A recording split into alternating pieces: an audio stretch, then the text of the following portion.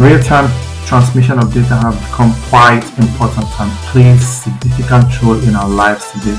Of course, from like basic things we do like exchange of messages and chats and social media to simple things like the wearables we have on our hand that's how give us real-time transmission of data regarding things like our heartbeat, the number of steps we're taking, and of course like enterprise applications in the aspects of say IoT and of course machine-machine communications, distributed systems as the case may be.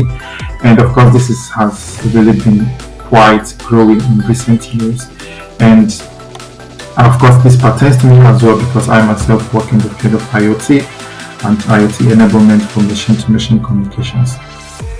And today I would like to give you a sneak peek for you to understand how this all comes together, what happens under the hood, and what we would do today would be more or less in the basics, just so you don't get overwhelmed on the topic, of course, but what we will share today I hope you would find it useful. We'll use basic tools. Again, we would not dive so deep into this topic, but of course, just so you can already imagine, this could get a lot more complex in real-time application, in real-life application. And I will try as much as I can not to confuse you, but of course shed more light on this topic so you can have so you could have understood something at the end of the day. And that's exactly what we'll be doing today.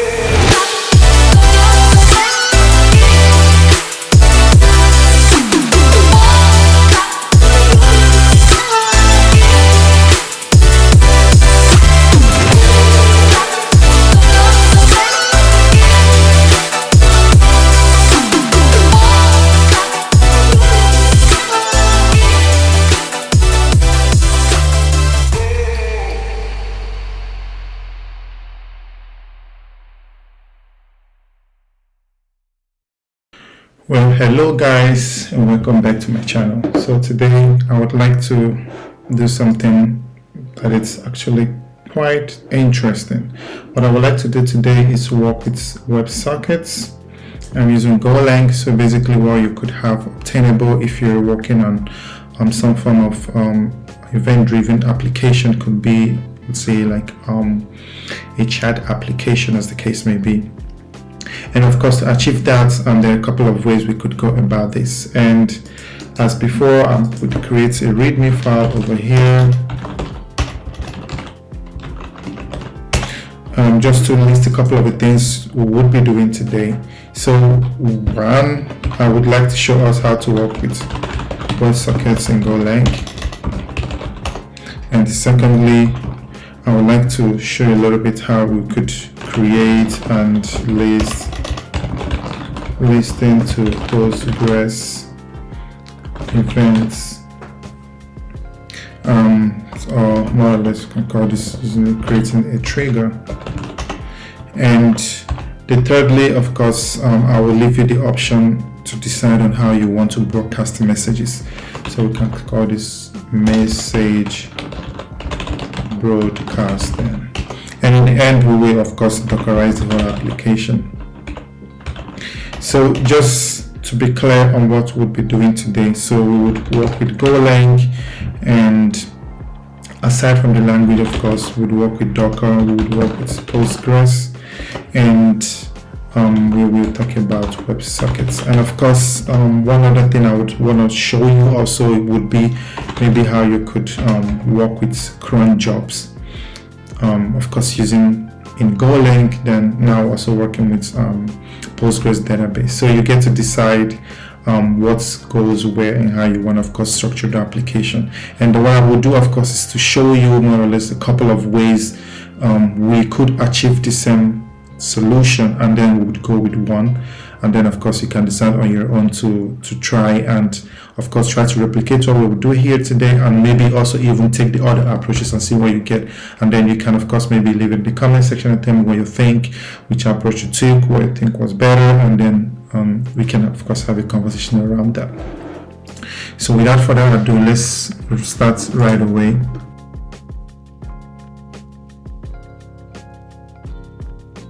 So to jump right in, I would create two folders because I said already here we would be working with Docker. So our application there are going to be more or less two containers running.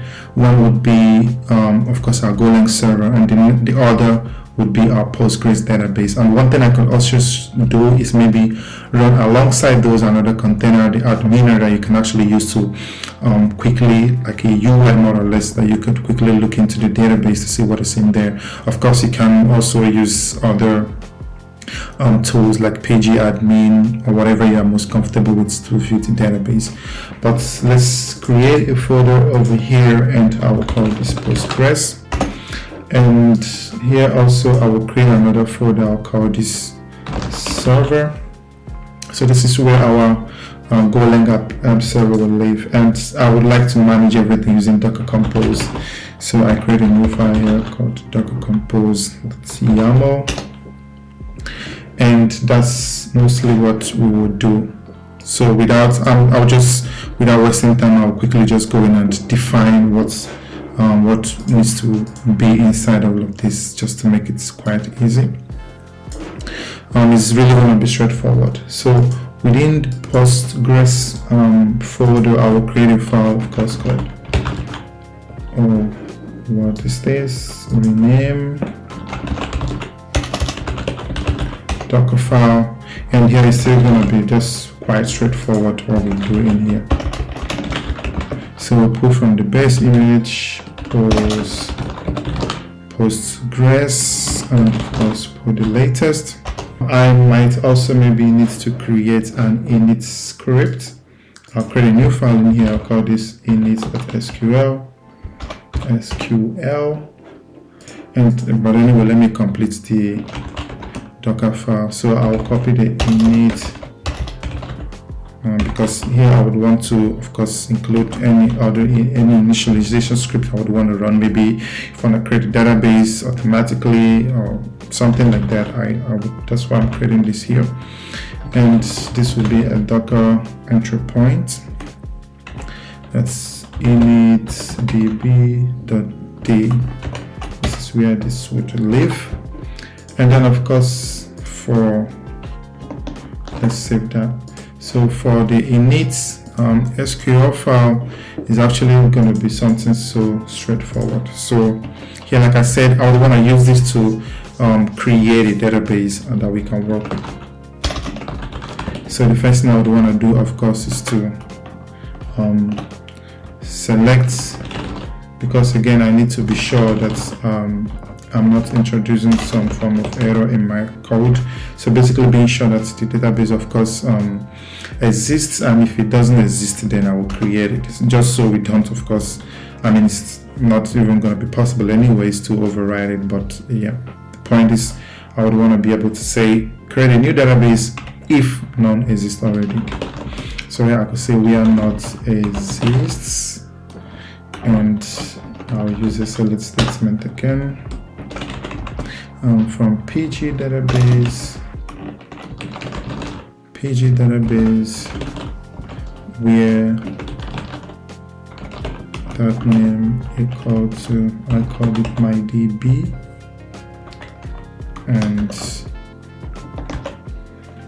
so it should be like this, gsec, and I think that's just all we need to do here. So I close that up. So select create database mydb. This would be the name of our database. That's where it doesn't exist already. So we'll select from PG database where that name equal to mydb, and that's just it. And we have our database setup. So of course in here we can already create a file. This will be our main.go. It's going to be really straightforward. So package main, and inside here maybe I just create a main function for now, and let's do fnt the print line, say hello world. And of course I would like to Dockerize this application as well. So what I would need to do is also to create a really simple Docker file for our server.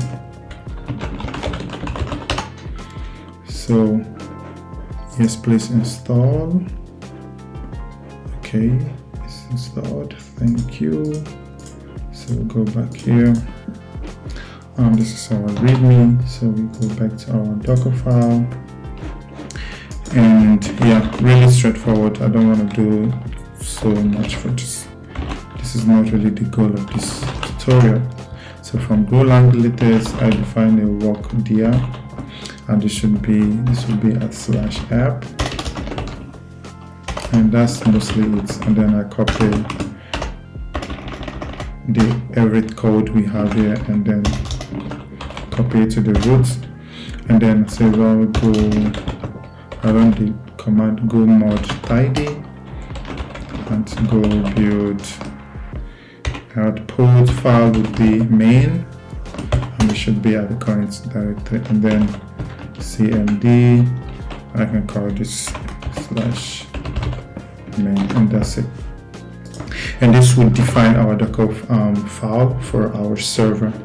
And of course, we would just go right away to actually start filling in the code of what it could look like, because I would be going quite pretty fast here, because most of this I've of course explained them in the past, and I'll add links in the description also, so you can like go back and watch those videos in detail to bring yourself up to speed. But I would structure my code this way. I need a folder for APIs. I need another one for events.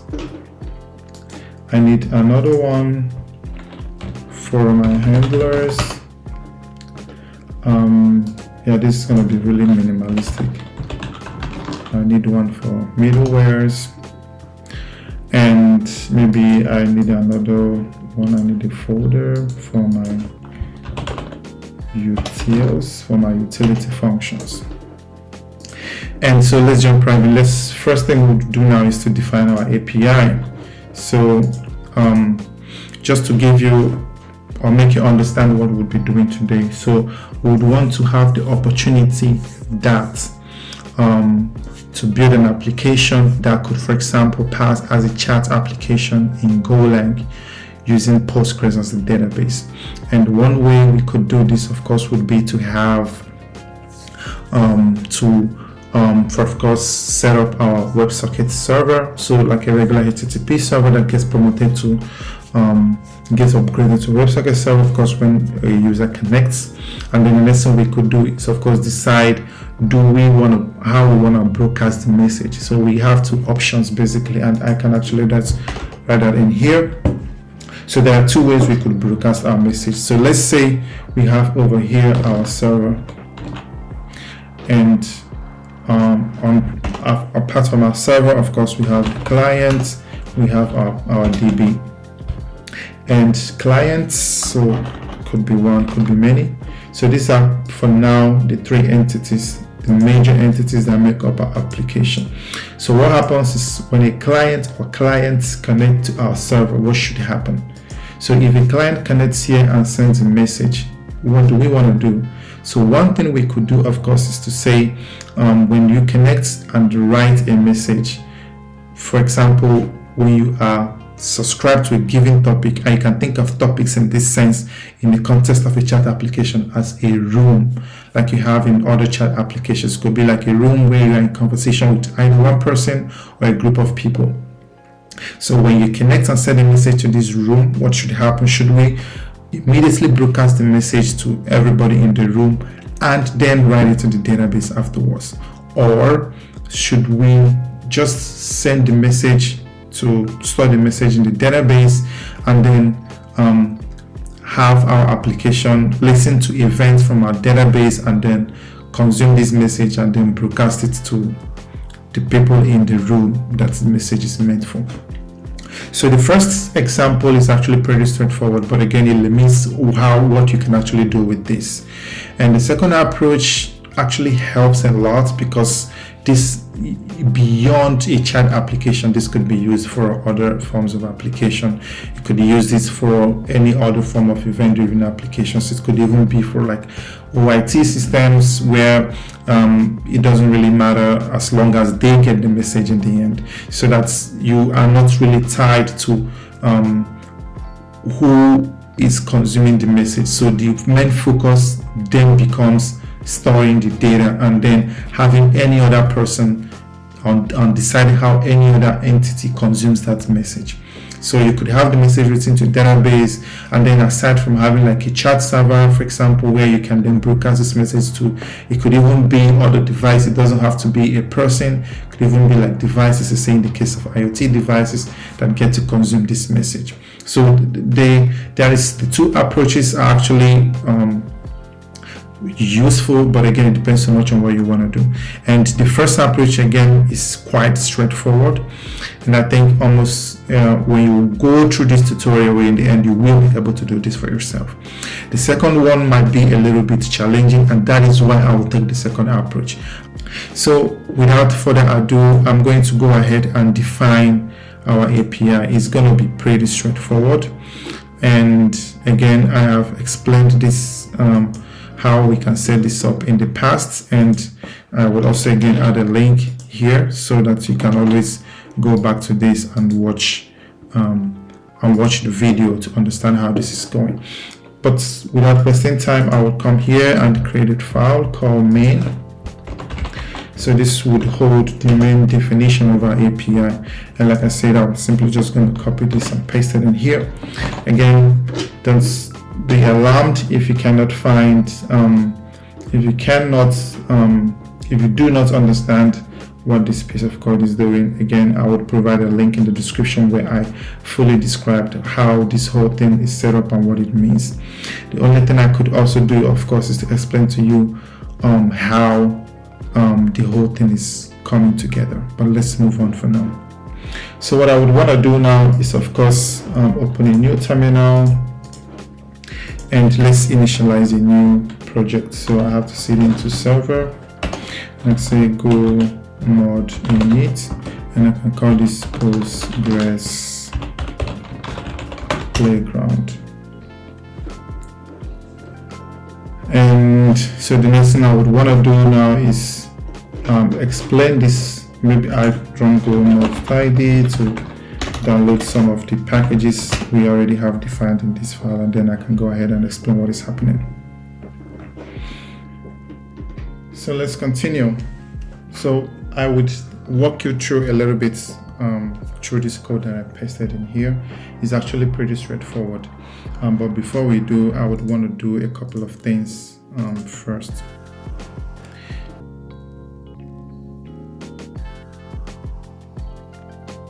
So here I would create a folder called config, and inside of config I'll create a file called db.go.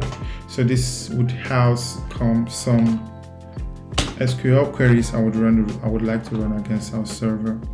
And again, I have prepared a script. I'll just copy this and paste it here. Again, this is actually pretty straightforward. And then I can also easily walk you through. So the only thing we are doing here, as you can see, of course, is we are creating 3 tables. So one would hold our users in this case, because we said we would want to liken this to, for example, a chat application. But like I said, this can be used beyond chat applications, as you will see as we progress.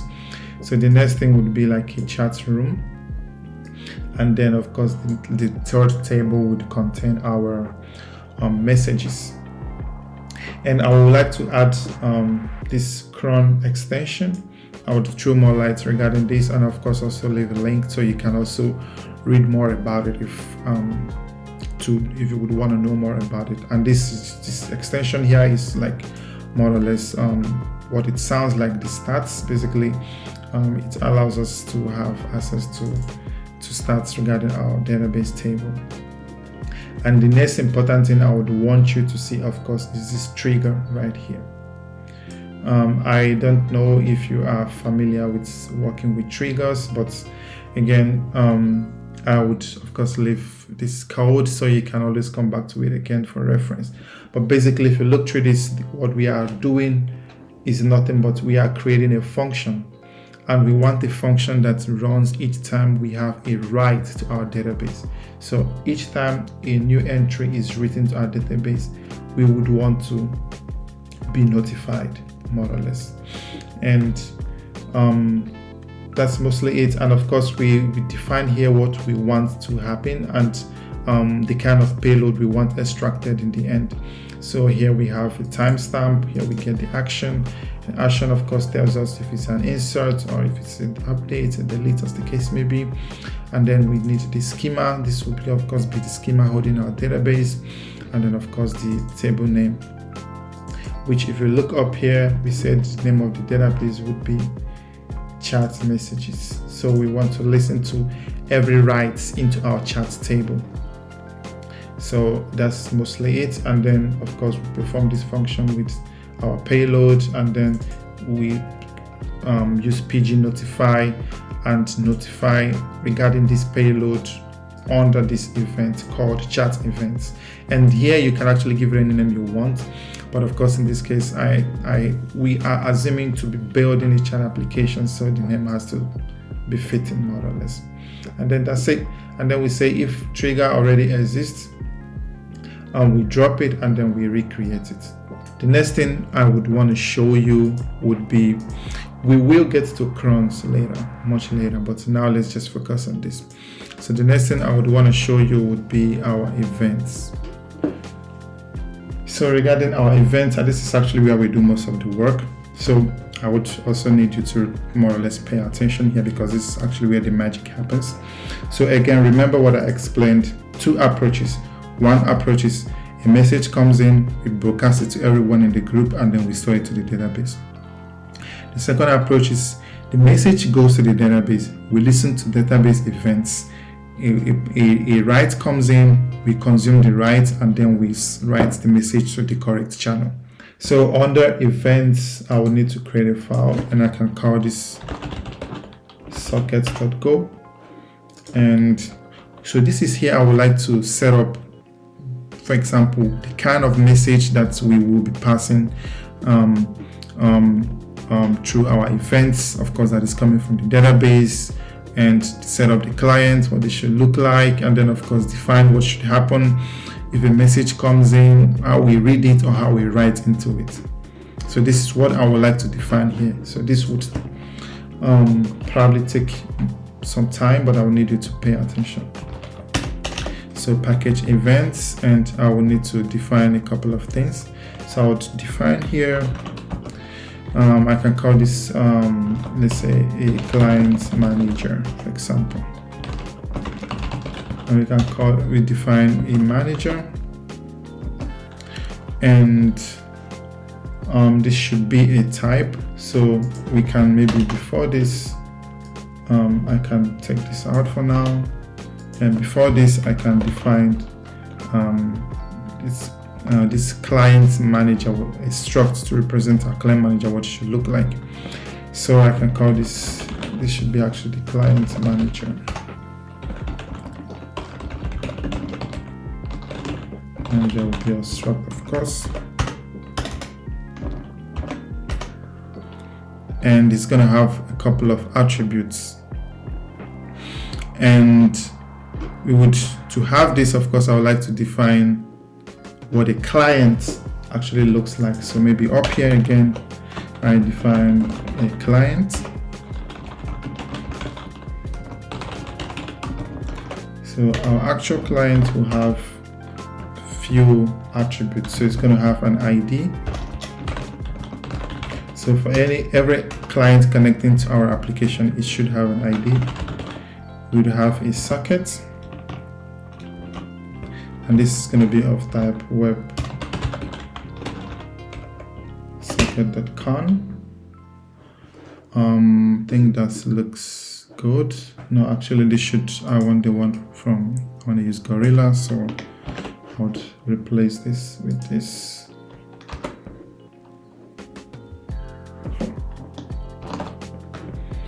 And I can download this go.id. So this is what we need. And the next thing we need, of course, if we need to know which topic this client, for example, is of course coming from, or so we basically need to know who and where our message is coming from and where we're sending it. And the next thing I need to create, this would be a channel. So this would help us to, of course, pass messages around.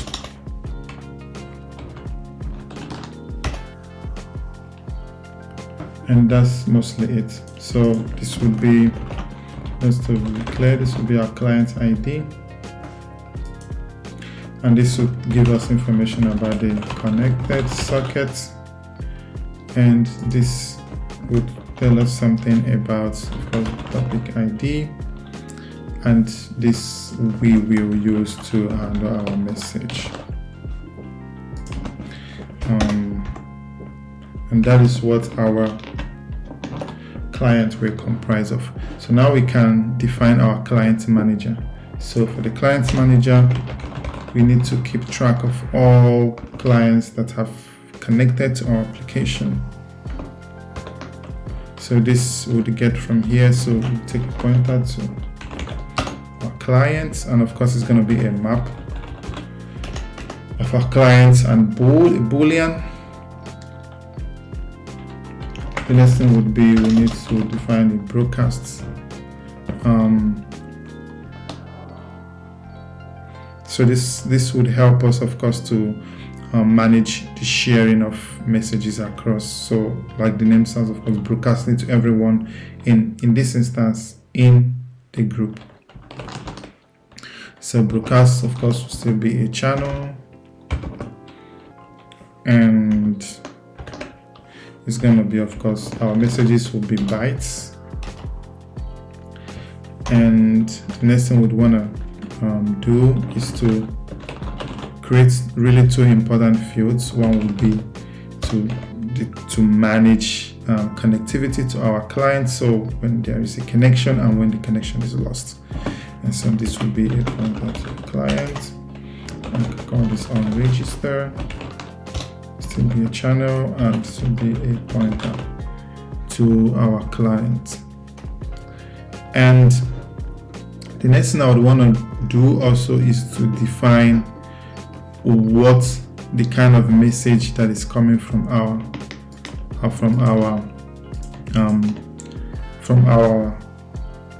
Postgres would look like. I would like to define what that would look like. But I would define that in a different file. I can call this listener.go package events, and here I would define that type. And I can call this Postgres events.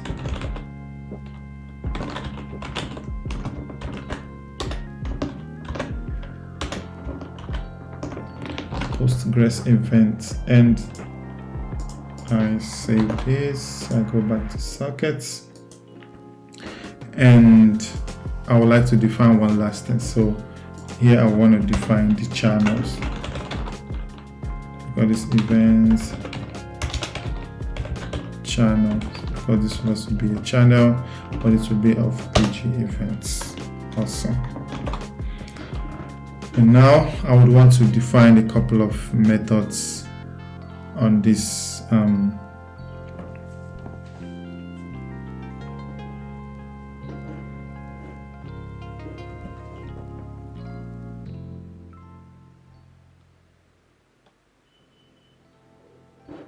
The next thing I would want to do also would be, and we'll still get to this, I would like to define the message, the type of the message that will be coming in from our Postgres events. So I can call this message.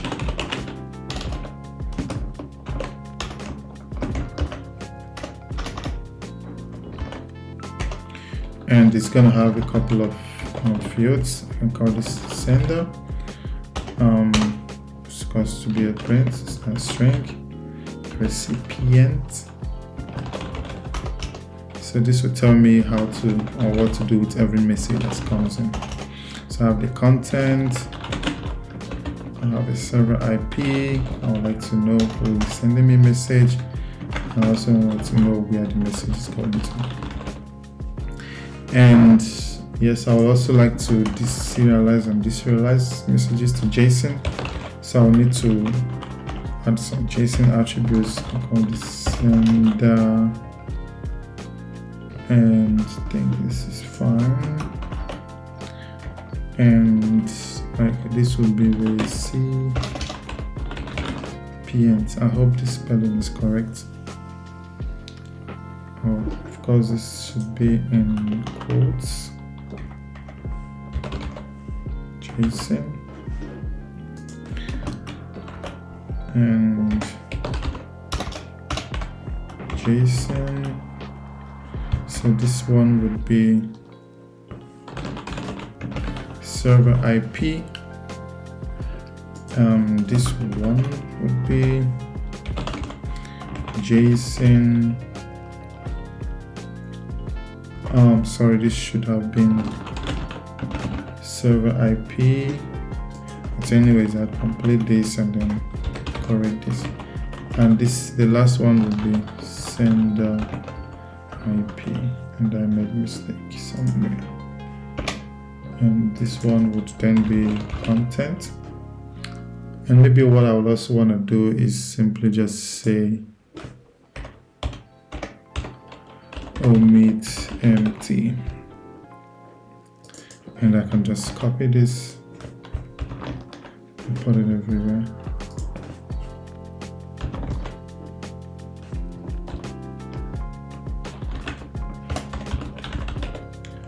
Omit empty.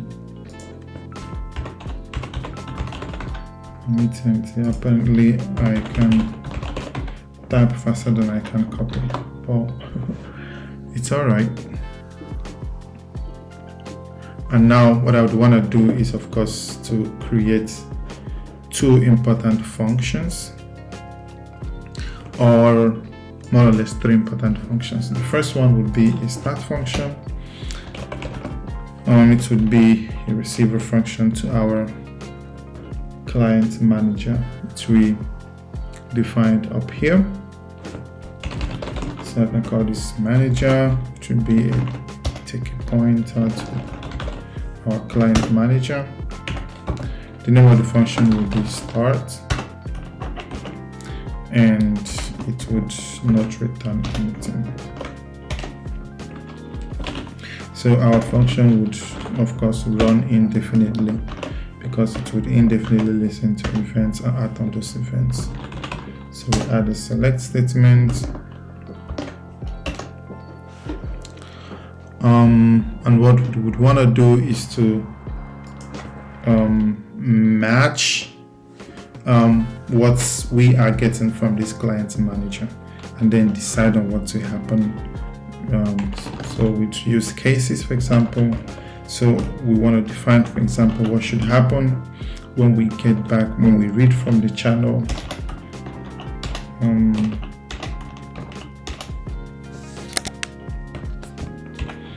When we get back from the channel a register. So what should happen? We need to define a couple of things in here. So here I can say manager.clients the connection will be true. Of course, if you remember how we defined this, this is helping us, of course, to decide or to know more or less information regarding each client that is connecting to our application. So we want to know, are you connected, are you not connected, stuff like that, and then we know when to remove you from the connection and disconnect you from our application.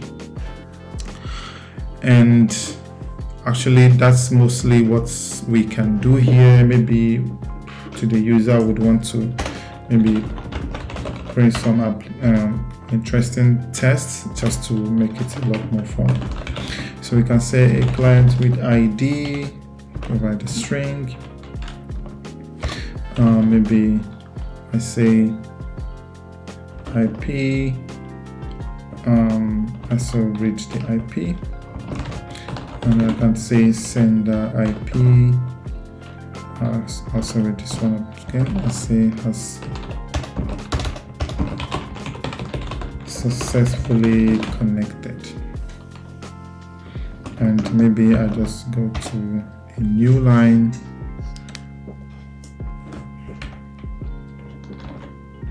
We add a new line here, and then of course we need to provide this information. So we provide the ID. We need a way of getting the IP. I can put a string in here for now as a placeholder, and of course we need connection sockets, that's remote address, and we convert this to string. So this is a message we could log to the user. What is the problem? Of course we have to use printf, not print line.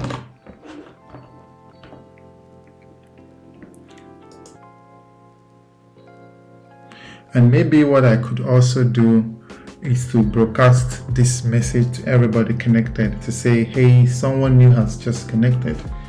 Of course, if it is maybe to the same room or something, I think this would be useful. So I can say JSON message.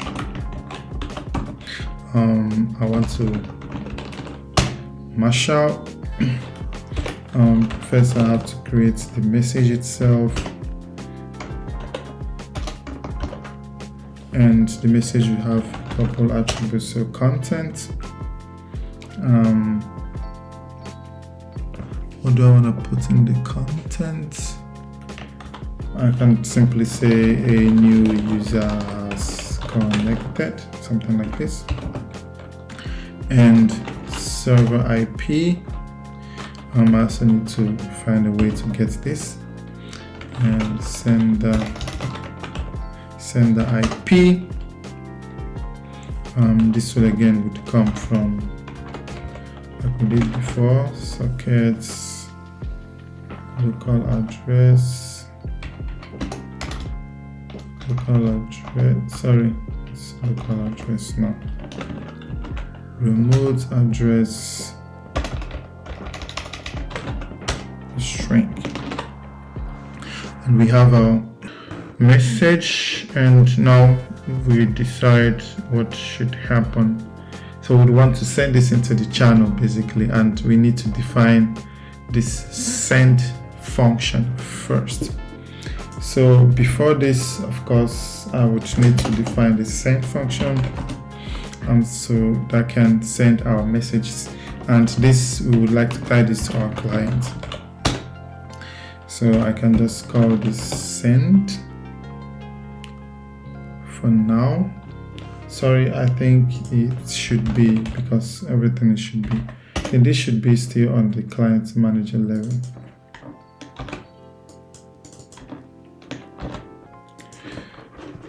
So our send method would take a message, and our message should be bytes. I think, yeah, we can send bytes, and we can again decide if who gets a message and who doesn't. So we could decide, of course, because we want to broadcast, we want to be able to tell who should get and who shouldn't. So we can look through our connections. So we look through the range of oh, sorry, this should have been I could call this manager like I did up here. Now I can say manager. We look through our clients.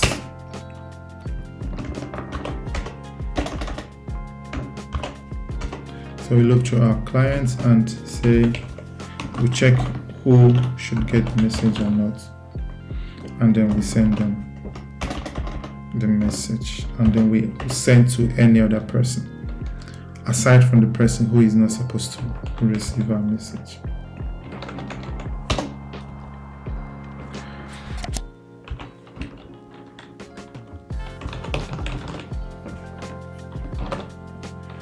And up here we can now take the message we get and use the function we just created. So manager dot send, and we simply pass our JSON message and our connection.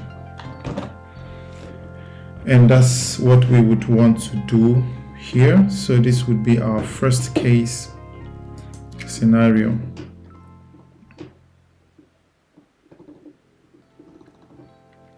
So what we've done here is, of course, when a new user connects, we make up this message and then we broadcast it to every other client that's already connected to this room or topic. So just for clarity, I might end up interchanging the way I use these two words, topic and room. So just for clarity, I mean the same thing when I use both, because I'm thinking more in the direction of topics than chat ID, because when you're talking about topics, it's much more broader than you would like the rooms that are just specific to chat applications. Anyways, let's proceed. So what we would want to handle again is what should happen when any of our clients disconnects. So what happens when clients unregisters?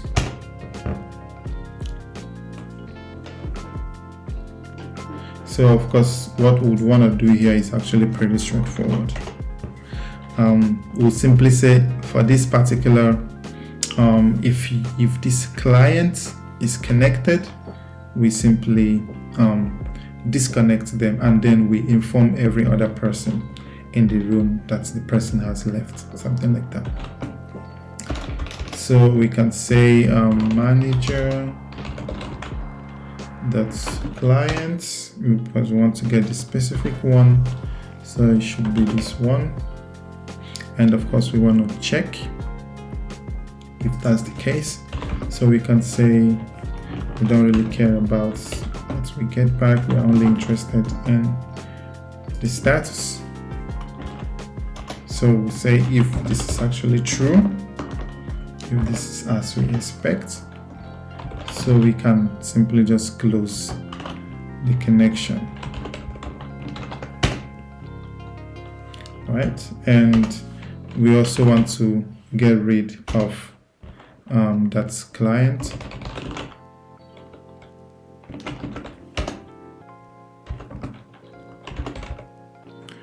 That's cool. And then now we can also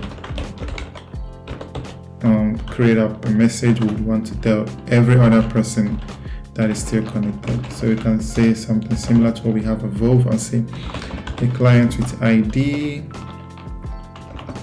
I'm gonna make it way similar than the other one also. As the client ID, provide an ID, and as a sender IP, also provide the IP. Which should be explained. Say has successfully disconnected. And yeah, I'm always looking for this case, so I'm just going to copy this and put it in here. And I need to provide every other thing that we talked about in the message. So I also need to provide this local IP, and I'm probably going to tackle that next. So the sockets.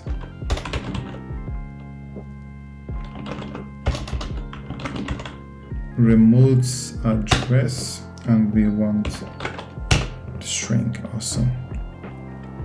Again, I'm going to copy this actually because it's gonna be way similar to this, and paste this in here, and here we simply say this disconnected, and maybe I also copy this, of course, and tell every other person that is still connected that this person has left. And that's already looking cool.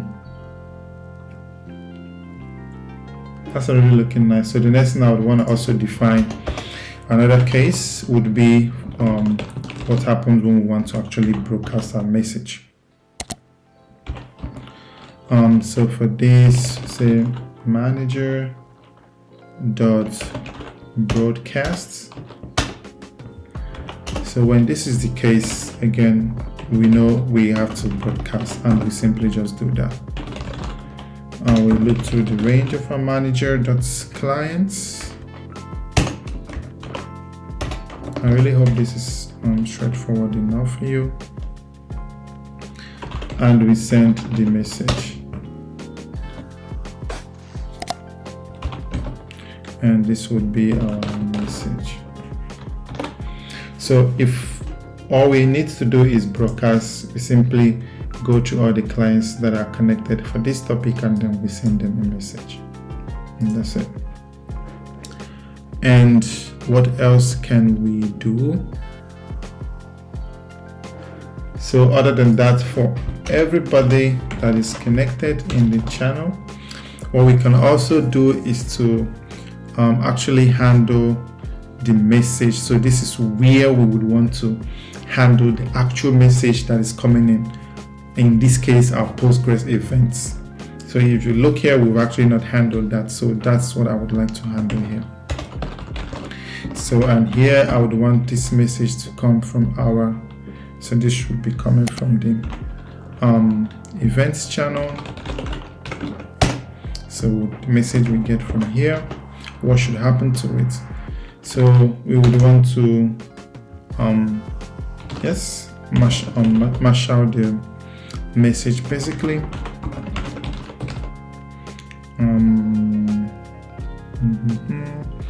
Yes, provide the message.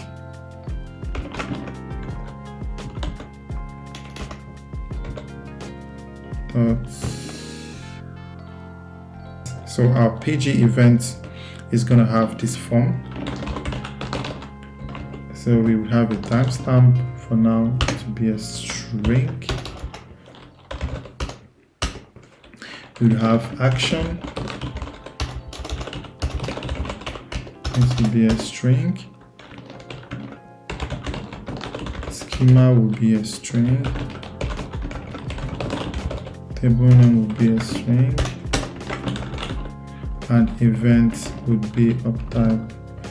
And this is also where I need to actually define the message that is coming in. And in this case, this message is simply just going to be our chat message, more or less. So for now, what I can do, I can simply make this a string for now, and we can come back to this later.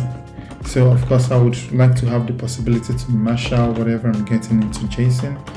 And for that case, I would also need to provide this information. So I can simply just put it everywhere.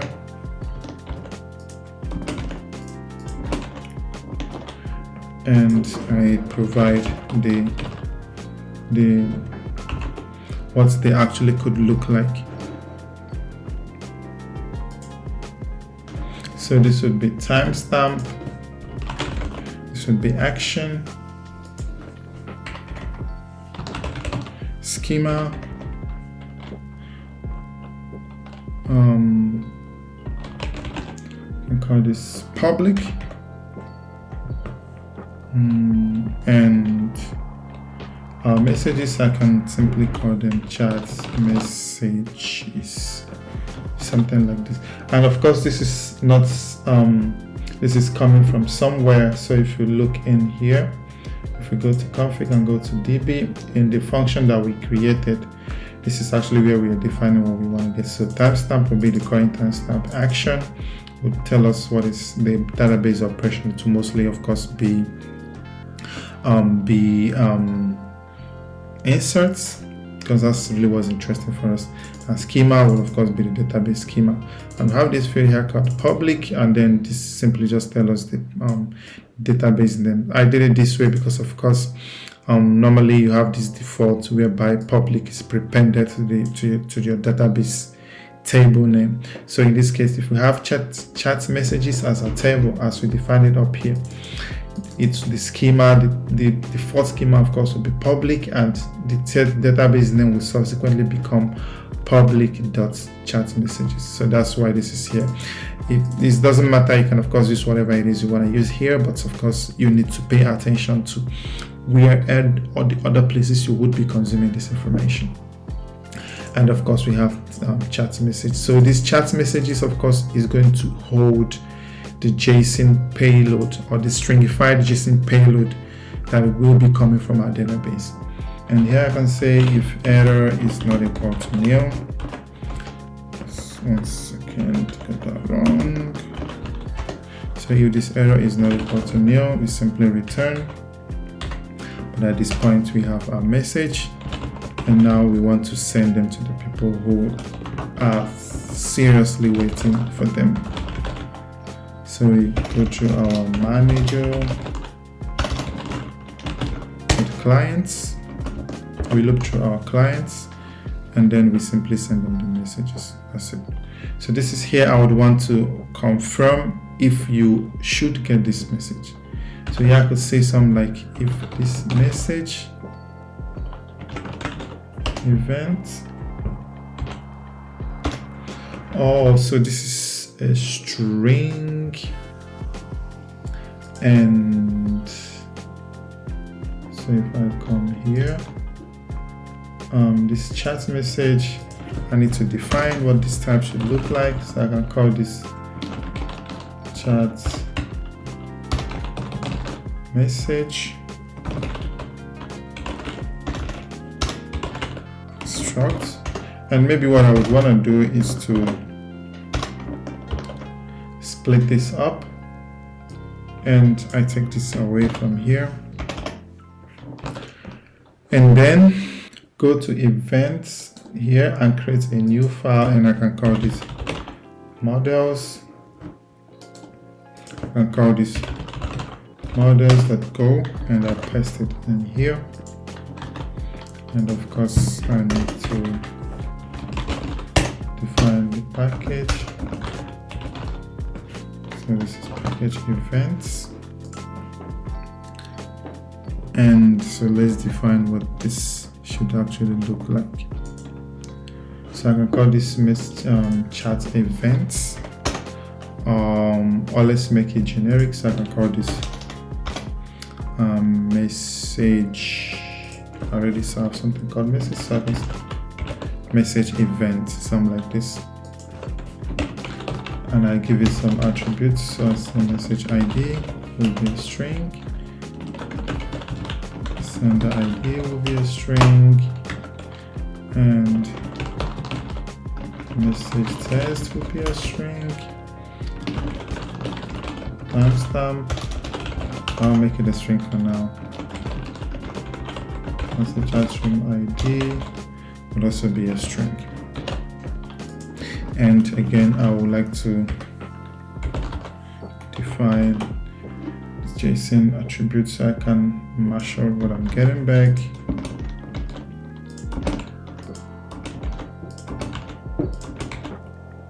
And then I need to define what this should look like. So I can call this message. Here I can use snake case, sender ID, and having written Python for quite a while, I am always going for this, and not the regular like camel case in Golang, but that's also fine. Timestamp, and I can call this chat room ID also. So I can come back here now and I say if I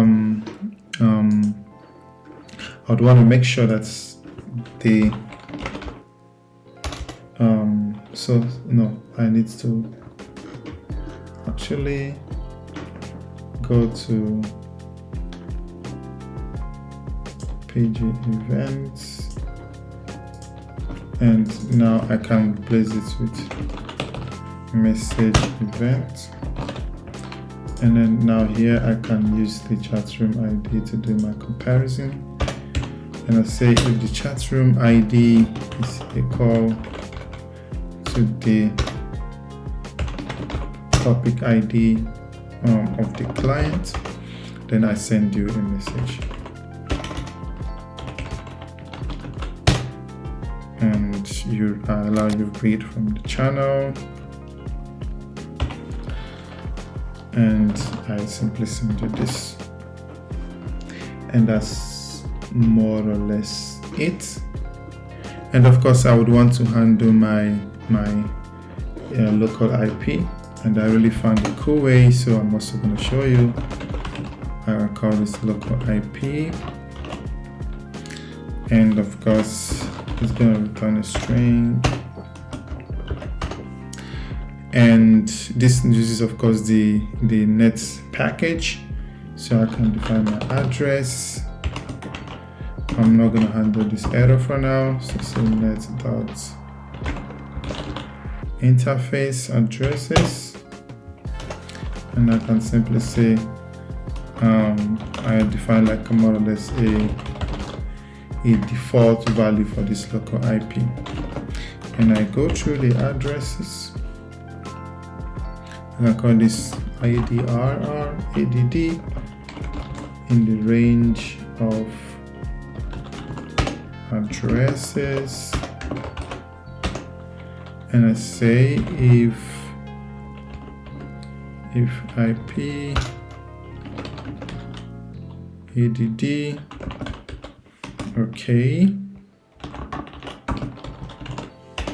and this address I try to, of course, get the IP, and then here I can use pointer to nets.ip nets, yes, and if this is okay, and of course the IP address is not loop back, so I can say IP add that's IP dot is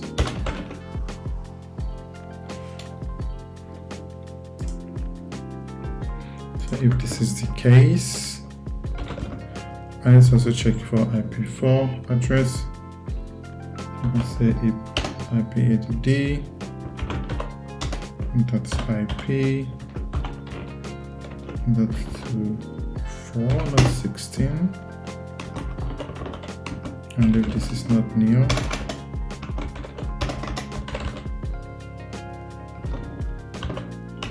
then my IP will become this.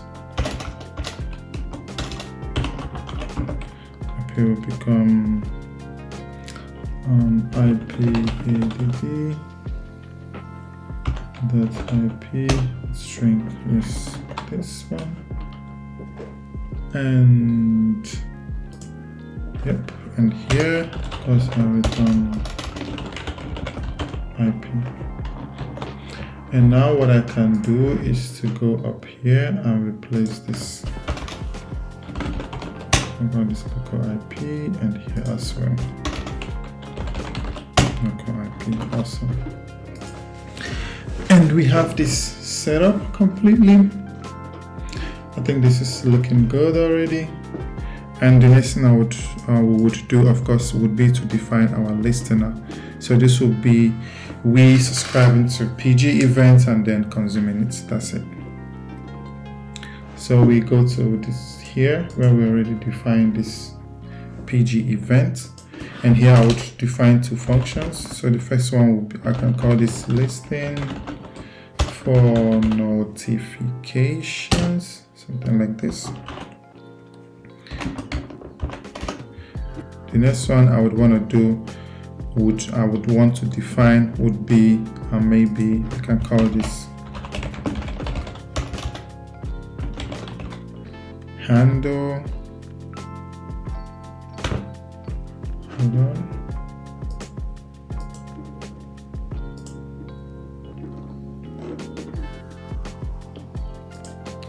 Handle new events notifications, or we can leave it singular, it's fine.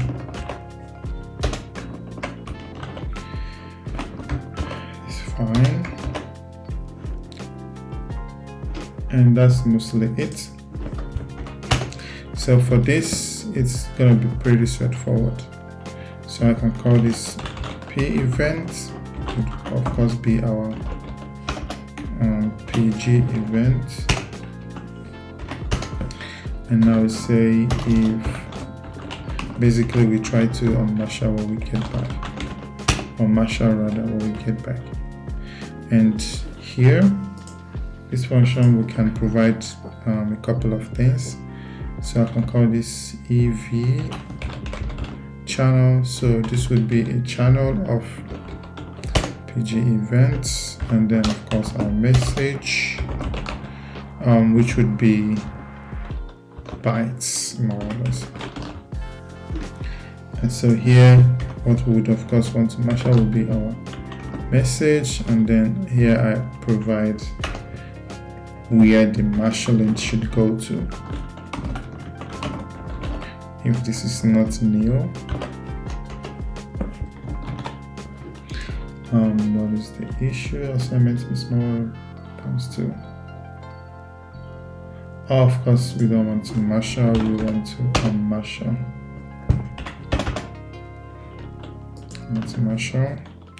So here we can maybe just throw some error message, or we could say something like an error occurred on measuring pg event, and the error would be this guy, and after this we'll simply return. And if this is a 6, of course we write our message, we are writing to our channel, so we write into our channel this way, .p events, something like this. And now the other thing of course I would want us to define would be this listing for notifications.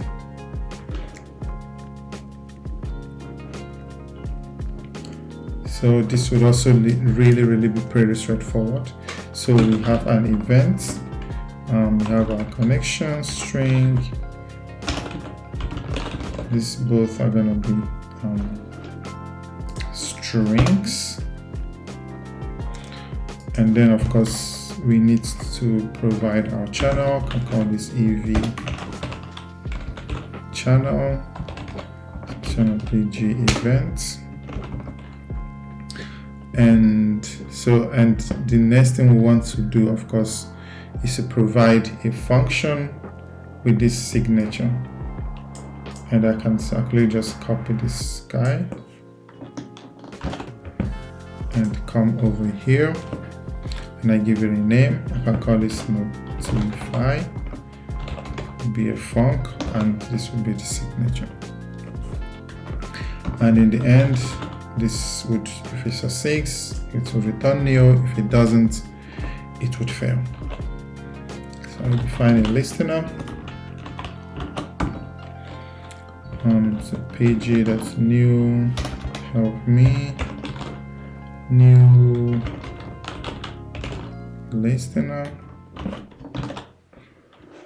It's not helping me with the imports anyways, so I can also import it myself.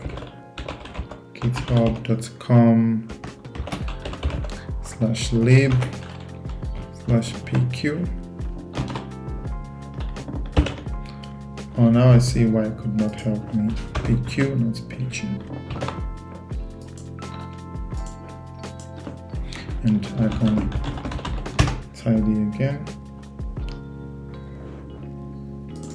And so pq, that's new listener, and it takes a couple of things. So it takes our connection string.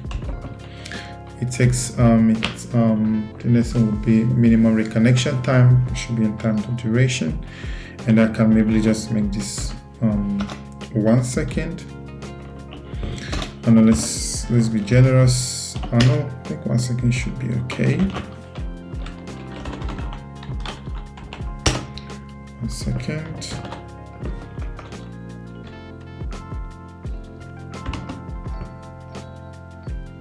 So our max reconnection time would, of course, maybe we can make it 10 seconds. And what else do we have to provide? And now we provide our function callback. So this would be a function that takes an event EV of type PQ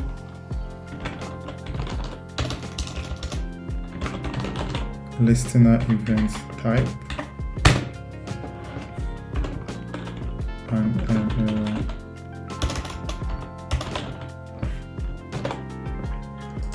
Is of course our function body.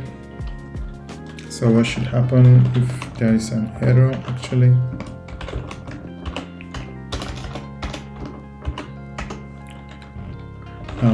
We can also print some message. I would say could not establish a connection to the database. An error would be this guy, and this would be our callback function. And of course, if we are not able to establish this, we again handle our error here. So if this error, so of course our callback will handle our error, and now we try to actually listen. So say listener and listen.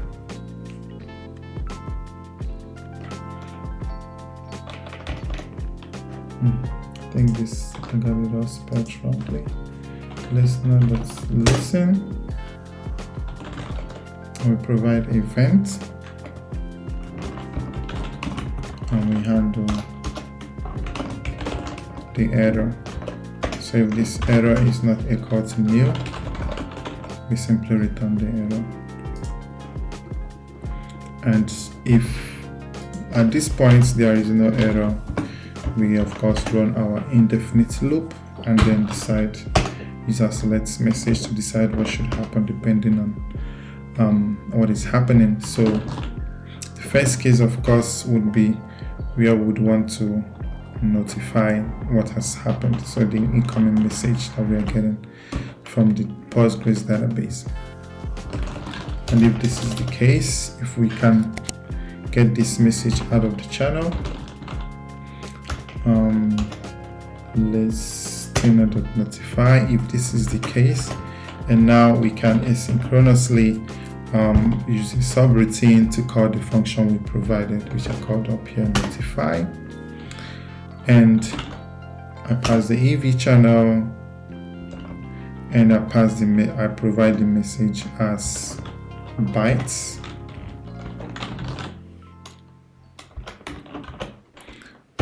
And provide the message as bytes. So this is what we would do. And of course, when we are not, the next thing I would want to do here is when no messages are coming in. Say if I have waited for messages for the last, I don't know, let's say 5 minutes or something, I would want the user to also know that it's not disconnected, only that there are no messages. So I can say if it happens that after 5 messages we've not gotten any message, I would like to give the user some feedback. Let's say something like there have not been any new messages in the last 5 minutes, and that's it. And maybe what we can also do is to ping the database just to be sure everything is okay. So I also of course use my listener, not you, listener, let's ping, and we handle the error. And if our error is not nil, we return the error. And maybe here we can also tell the user we are pinging the database, something like this. And Yep, I think this is set up. And so we've set up our socket connections. We've handled the different scenarios regarding when you connect and what should happen. And now we've also handled our listeners. So when we are listening to events and what should happen when we get a message. And over here, as you can see, we've decided that when we get a message, we write the message into the channel using this function we defined over here. And if you pay attention, you can realize that we are utilizing the same channel more or less for our communication. So this is one of the cool features and that we get right out of the box just with working with Golang. This is really beautiful. I've also seen like really lots of complex applications that people have been able to build around channels. And I think this is something like it's limitless what you could build with channels. And I really implore you to encourage you to more or less explore channels in Golang. And then of course, you can always give me feedback on what you think or what's you experienced, what your experiences are while doing that. So we have been able to do this. Next thing I would want to do, of course, is to start bringing everything together, and we can do that by setting up our API.